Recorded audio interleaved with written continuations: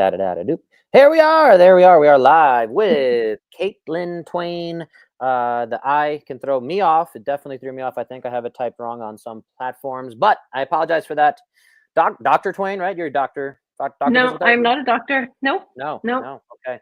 Sorry, I'm confusing you.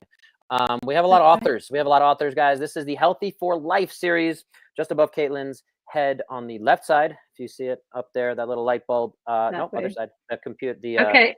screen is backward. It was a test. It was a test. So yeah, that's our little logo for the Healthy for Life book, foundational skills for parents, teachers, mentors, and the kids they love.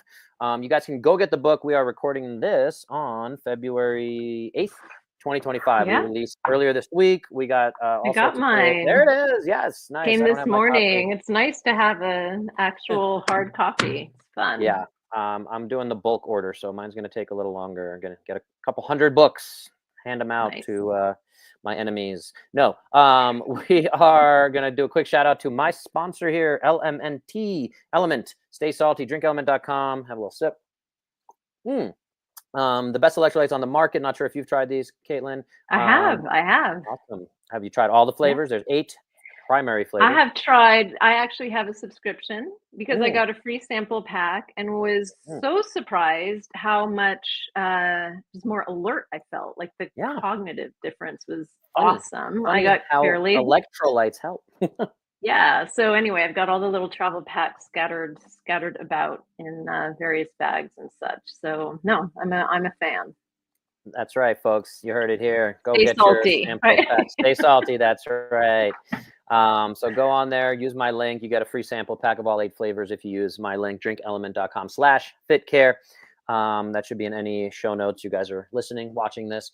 So we're talking about Healthy for Life and your chapter, the impact of posture on body and mind. And there's only 3 of us in the movement pillar of the 26 chapters that we have. And there's a few pillars. And so the movement pillar, we connected here. The other is Amanda Carpenter is the other one, I believe. And I've had her on here and she has a doctorate in physical therapy. I might have confused. She does. Yeah. Confused you guys. Apologies. So where are you in the world, first of all, right now? I am in New York City. You find me, this is where I'm currently based, which is weird because I am truly a country girl, but here I am in New York City, about to head off though for a couple of weeks to see my son in England, who's doing phenomenal work in the gene therapy space, like really cool stuff, and then off to Iceland for a bit. So wow, very cool. Glad you caught me before I started heading into different time zones. Yeah, I had a great trip to Iceland a few years ago. One of my favorite food experiences, by all means. So enjoy that. Moving back to the chapter for a sec. Well, we're in New York City, and what do you offer there? I guess we'll go there actually. Where can folks find you in person? They really just need to be in a time zone that's compatible with mine. So one of the wonkier things that happened during COVID, and I think this is a lot of people's stories, is we all thought, oh my God, this is the end of my business. Started teaching online, and then I realized that actually my students were doing so much better. And I even have students who live in New York City, and we prefer to teach online. So what I find is that if people don't rely on my touch, on my physical presence to give adjustments or do their myofascial release, they have far more self-efficacy. They actually then do the work in between the sessions a lot more. And that is my whole thing. Like my goal is to help my students become their own best healers. So ultimately they don't need me at all. And they can get off the hamster wheel of going to the chiropractor, the fill in the blank, until they need to go back and get it fixed, right? So really my job is to teach people interoception and give them tools to really begin to understand the signals from their own bodies. Very often that's in the form of a myofascial release ball, or in the form of breath work, or straight up tracking. We have many, many tools that I use to help students really get more in touch with their own bodies, so that ultimately they're tooled up, they're good to go. They can have a lifetime of no pain, and yeah, just hopefully rich, long lives on their own. Yeah, and the if I just take exactly what you said, it sounds almost identical to the way I practice. I try to get folks, even if I see them in person, onto my online platform, and whether I'm sending them specific workouts, if they're trying to improve their strength, grip strength, hanging, pull-ups, fitness, whatever it is. Ultimately, I'm still trying to. I always say that we're trying to put ourselves out of business.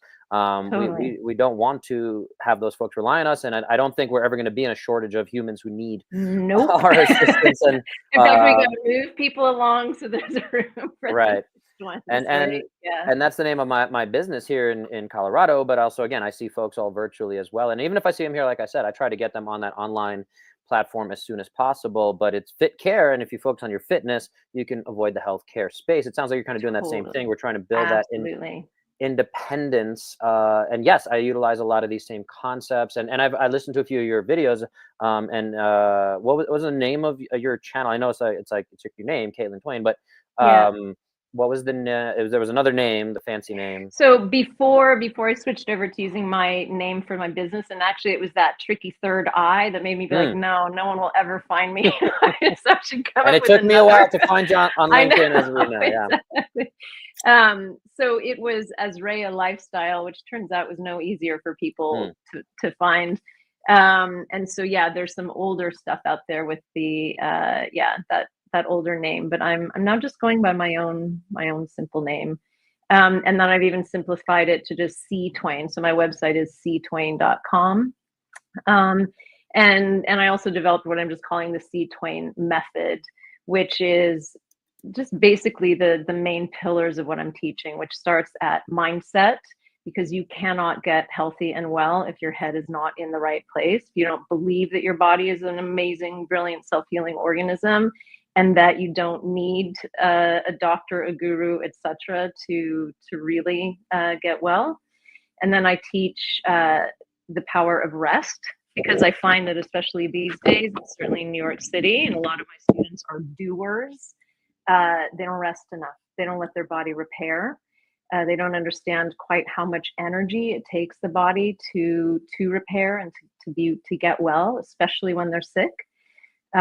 Breath work, I discovered from my own healing journey with Lyme. I think the universe kind of gave me the greatest gift, which is to literally remove the use of my arms for a while. So I couldn't do a yoga practice. I couldn't, like, I just had no control over muscles for a bit. And all I could do was breathe. And that's when I learned what an absolutely potent tool that was. I mean, I'd been trained as a yoga teacher in various styles of pranayama, but to really just be like, that was my only tool. I really dove in deep, and I think that that's some of the most potent medicine out there. And in fact, it's that has really helped so many of my students go off tons of meds. I mean, that's never my agenda, but I find that when students get these tools, they go to their doctors and they're like, I don't need this anymore, right? Because when you're using breath properly, everything starts to function well again. It's like the engine gets going. After that is movement, and that's where I came into all of this, really, is through movement. But I feel like if these other things aren't really in place, movement movement can become sometimes a distraction. But I really feel that learning to move appropriately based on where you are in the healing journey, whether that's just intuitively moving, making sure your joints are lubricated, your fascia is long, you're unwinding, releasing any holding patterns so that you can move the bones back into correct place. That kind of precedes, in my mind, the more intense strength training, bursting, all the rest of it. Because I see that when people are in a more released and aligned place, they can become super athletes with so much less effort. So I have a slightly kind of backwards approach to movement, but yeah, it's so incredibly powerful. And then the last thing is that I was raised by scientists. I'm a bit of a geek. I have pretty big left brain lens on the world, and I've also been taught to be a skeptic. And so I'm very interested in the new tech available. So all the continuous glucose monitors, the watches or the rings.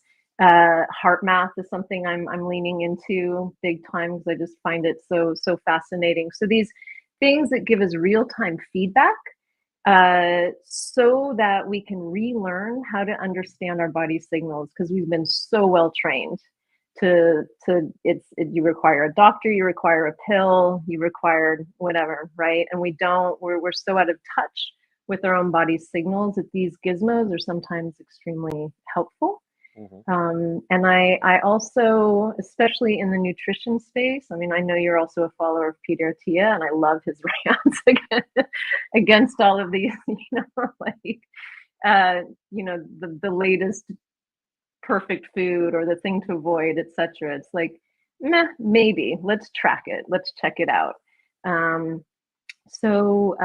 Yeah, I also love the functional genomics analysis, learning what our own DNA has to say about our response to food, etc. So those are really like the tools that I use, or the process people go through when they work with me. But depending on how a student comes into me, we may even kind of reverse the order, right? But certainly, if you work with me, you're gonna learn a bit of at least some of these tools.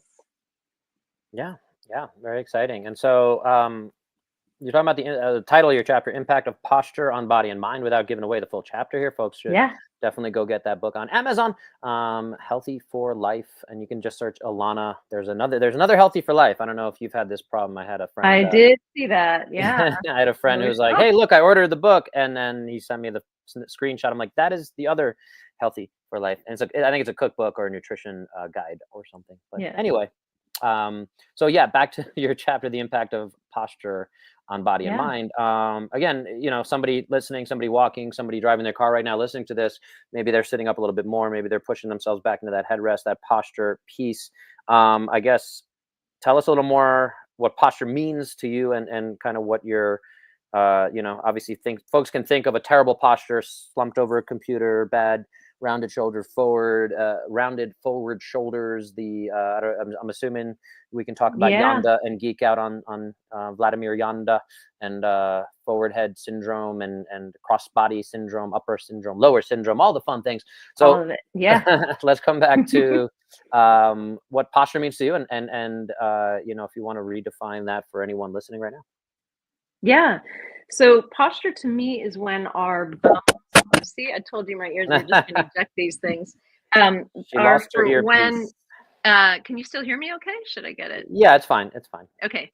So when our bones are nicely stacked, and by that I mean knees over ankles, hips over knees, shoulders over hips, and ears over the shoulders, for most skeletons, right? I'll throw out a giant caveat that we all are born with different shaped bones, and they can be perfectly healthy, perfectly functional, but our posture may look slightly different. There are definitely some deviations within there, but largely speaking, that is correct alignment for most people.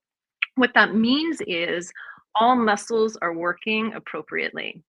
So when we start to come out of that correct alignment, we've got some muscles that have to fire up way too much, right? To keep you from face planting, let's say, right? So then you're going to have like just this constant tension in the upper back body. That kind of constant tension then creates pain signals. It sends the nervous system into the more the sympathetic, like that fight or flight mode. So all systems start to get thrown off. I think almost most importantly in all of that is that when we have what we call the stack, we can take full, beautiful diaphragmatic breaths, right? So that the floor of the pelvis is expanding on the inhale, the diaphragm releases, the entire abdomen expands out in a beautiful cylindrical shape, right? And that our rib cage also just blossoms open with the breath. That is, as I said earlier, so crucial for our overall health. It's what helps lymph to flow. Our organs literally get a massage with every in breath and out breath. The nervous system is more balanced. We're not stuck in that kind of fight or flight mode. So really, it's so hard to find that optimal breathing without having that beautiful stack. So yeah, that is what I discovered. That was not my default posture for quite a while, and learning to find it required some grit. Required, yeah, a lot of showing up, getting comfortable with being uncomfortable in a safe way. And just, yeah, it was like I wrote in the chapter, I literally grew a backbone, and the emotional implications of that were pretty awesome too. If you want to grab your earpiece, The other earpiece, I'll go chase it. Sorry. While you do that, hopefully you can hear me, and I'll throw that question at you.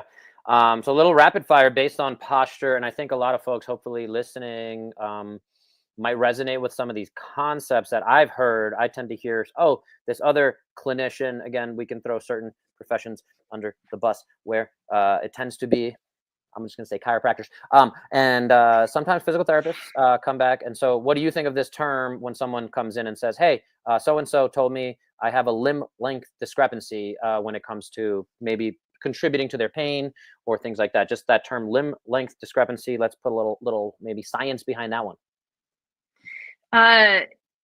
It does happen sometimes, Sure. right? But I think probably less than there's a diagnosis. I think very often what I find is we're dealing with a tight QL or psoas, a restriction somewhere else in the front abdomen. I mean, it can be any number of things that have shortened that chain, right, that create that imbalance in the length of, quote unquote, length of legs. Right. Yeah. The only gold standard, I'll jump if that's okay, because this is definitely a pet peeve of mine, is the only way to truly tell if you have a limb-like discrepancy is doing an X-ray and measuring the length of your femur and your tibia, your bones themselves. And most people do not do that, and then they diagnose someone, and then someone comes around. And I've had people who come in with a heel lift on one side, and I'm like, wow. Whoa. And now they've developed probably other pathology, and a true limb-like discrepancy, which it has to be confirmed, diagnosed by some kind of imaging, at least an X-ray. If it's more than 2 centimeters, it's pretty significant. That's the only time, from my perspective, that we can start like having that conversation of like, okay, how do we actually deal with this? And then on top of that, a lot of times, to your point, and you don't actually put your hands on people, you're teaching people how to kind of do this themselves, right? Just to be clear. But again, for me, if someone shows that to me, I throw them on a table. I'll say, okay, let's see, where your malleoli on your ankle, and what are your hips, your ASIS, PSIS, all that kind of stuff. And then I can do 30 seconds of body work of releasing something, and which is, I think, what you're getting at with your yoga balls and things like that. And again, all valid in that respect. But the point being that once we release that, I retest, and hey, look at that! Look at that! Exactly. Yeah. Exactly. So limb length discrepancy is one of those along those same lines, and I think this also causes some interesting stuff. And again, love to, and I'm going to try to minimize my biases here. But anterior pelvic tilt, another term that I think a lot of folks are told by a clinician, hey, you have anterior pelvic tilt, and that's leading to your back pain or whatever. So just love to hear your perspective around anterior pelvic tilt. It's the same perspective I have with any of these, which is, let's see if we can find where the restriction is, right? It may be far from the pelvis. And that, I think, is some of the beauty of looking at a body from a fascial perspective. I've worked a lot with Tom Myers, who wrote Anatomy Trains, done a lot of body reading, which is why I think I can do things so well through the screen. And very often my eye just immediately gets drawn to the feet or the shoulders, etc. Right. So I'm really interested in any fascial restrictions that I see. We work on releasing those, and so many of these, whatever the diagnosis is, just falls away. Yeah, I mean, these things are I don't know, people come to me with this and I'm gonna kind of like, whatever. Let's just let's just start moving. Let's just start looking at the body, releasing any restrictions, and then let's see what's left after that. Yeah, and we've used this term fascia quite a bit. I think it often gets thrown around a lot. I think I've probably defined it on here quite a few times, but just for anyone listening, maybe you can give us your understanding and definition and what people should kind of know about fascia. So basically, if you were to remove everything from the body but fascia, you would see our perfect form, right? Including the heart, the veins, the arteries, etc. So it's literally the sheathing of our entire system. It is a fascinating structure in that when there's hard impact, it will harden almost to cement, which is why we can jump and not smash all our little bones in our feet apart, right? It really springs into action when we're doing bursts, weight bearing, all the rest of it. And then the opposite is true. If we are slow and deliberate with fascia, we can make it almost kind of like this gooey, ooey, longer substance. This is when we can actually get the releases, which is why I'm very specific about the kinds of tools I'll use. Because I think some of them are just too hard and people use them too aggressively and abruptly to actually get the release they're going for and need. And fascia is something, so actually, I mean, we can just look at or imagine if you're not watching, if I have a scar tissue or restriction here, I might not necessarily feel it where my hand is pulling my sweater tight at the bicep area, but you'll see the tugging is now happening in the shoulder. Well, that's where I'm going to feel the pain, right? So because everything is just so tugged, connective tissue is getting pulled tight, my whole joint's going to get rounded forward. Yeah. So when we release where the restrictions, kind of the knotting of the body sweater is, then the whole body sweater can relax out. Joints are going to fall back into their correct place. So yeah, really, I just think of it as like a giant body sweater or netting, and tightness one place will just tug the whole thing out of whack. Yeah, that's fantastic. Yeah, and I talk about this as well. And I watched your video from about 2 years ago about good pain versus bad pain, and especially when it comes to something like foam rolling, which again I think most folks are probably more familiar with. I agree. I think a lot of folks, people ask me, which foam roller should I get? I was like, don't waste your time on the nubby ones that they're trying to cause some pain and people think that something's happening there. And I think the way we talk about it is very similar. I always say, like, you're trying to breathe into it and you should get your breath encapsulated the same way. What's the real benefit of ice plunging? Is there some magic in the ice? Maybe in the cold exposure there's some hormetic response, but I think it's ultimately breathing into that and controlling that nervous system response, that scary painful almost sensation, and being able to breathe through that. Same thing with the foam rolling. I say folks need to go to an 8 out of 10 ish level of pain and then need to hang out there and breathe into it, and there's that initial kind of shock. I can't tell you how many folks, when I take them through the process, I'm sure you know the same thing, is they're like, oh, no one's ever shown that to me. And again, if you literally go on Men's Health, their YouTube, they're just rolling side to side and they're like, this is how you foam roll. And then they do research and there's actual studies and they spend money and time on this, and it's like, and it shows it has no effect, because no kidding, because it's not impacting the actual nervous system, which is what we're talking about here, folks. And again, yes, at the end of the day, the fascia that we're talking about here, that whole body sweater, the IT band, people roll that out. Like, you're not actually releasing the IT band.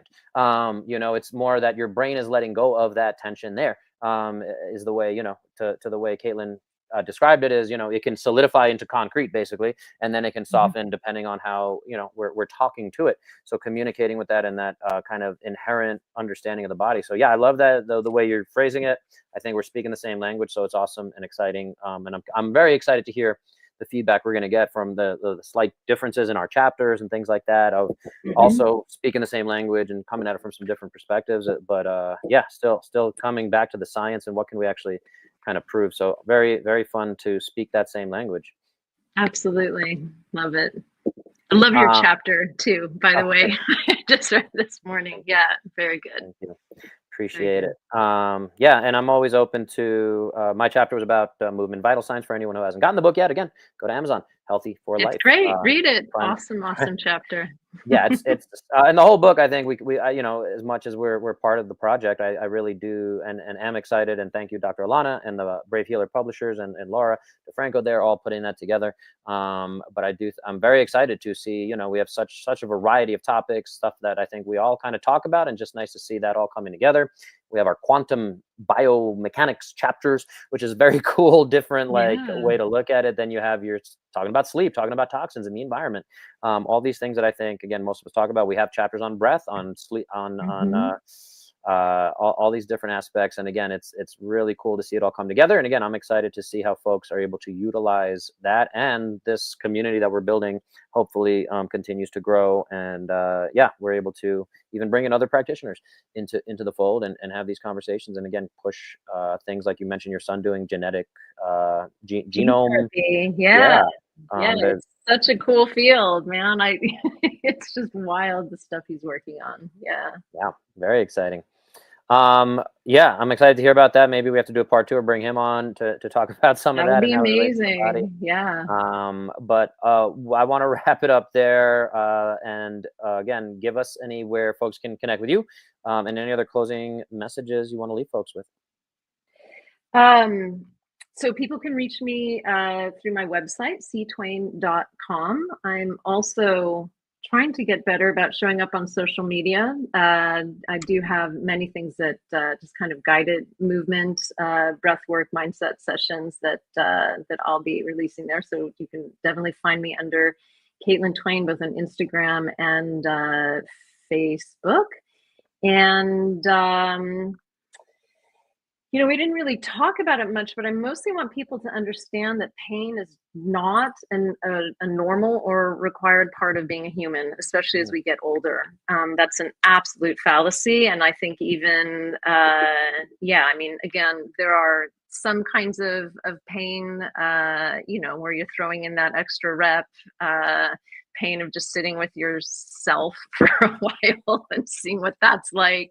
And these are good pains, but that kind of chronic nagging, oh, I'm just getting old pain, utter nonsense.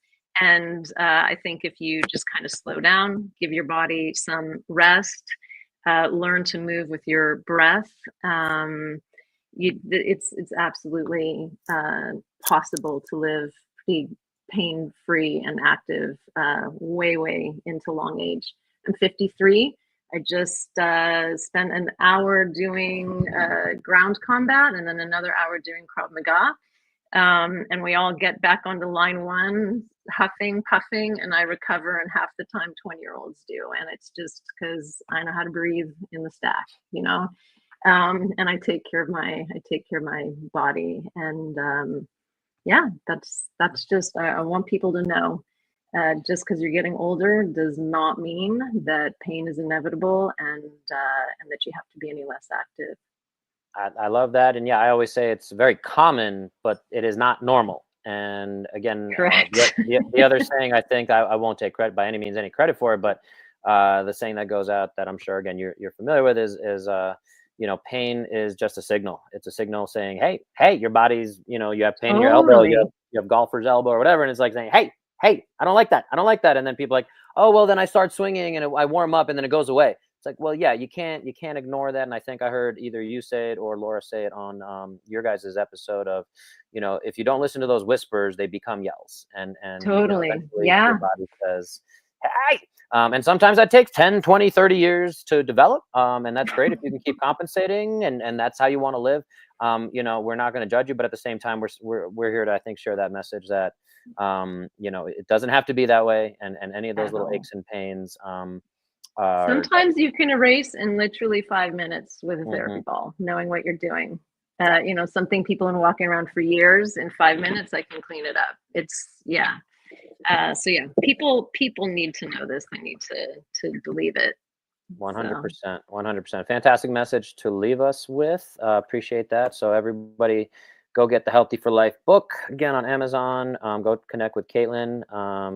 in that New York City area. Make sure you spell her name right with that extra With that I middle hiding in I, there. that The pesky middle middle I. I. Again, I spelled it wrong depending on where you guys are watching it. I'm going to try to fix that once we're off air here. So thank you again, Caitilin, for Very joining good. us. And your trip sounds amazing. I'm looking forward to seeing some Yeah, I'll highlights post from that. photos. Awesome. Absolutely. I'm hoping for Northern Lights.